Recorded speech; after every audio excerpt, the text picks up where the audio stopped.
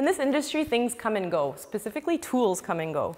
I want to talk a little bit today about the foam roller. It's one of those tools that, as with many other tools, it's all the rage at some point, and then everyone starts dropping it or criticizing it and saying that it's no longer good. Foam rolling, as you know, has been around for a while, and people have been foam rolling, and it's been great, it's been useful, and then more recently, it's become a little bit more debatable. And people are coming up with, well, there's no scientific evidence that you're actually breaking up adhesions, that you're actually breaking up fascia, that you actually have enough pressure. The real question is, why are you really foam rolling? And that's the question you need to ask yourself with any tool. Why am I using it? No tool is inherently bad. It's about using it at the right time, right? I really personally hate to categorize stuff as always useful or useless or good or bad. Meaning any tool can be good at some point, any tool could be bad at one point if you're using it at the wrong time. So it's all about what's the context, what's the opportunity, what's the why.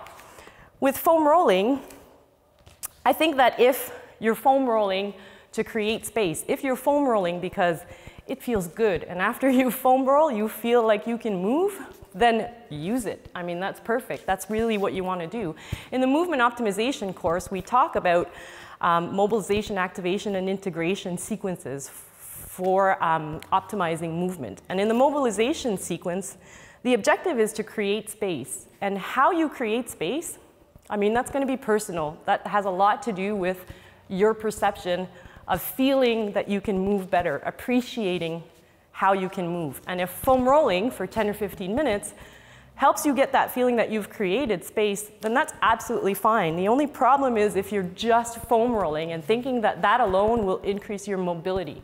If you foam roll and you create space, you need to then do something with that space.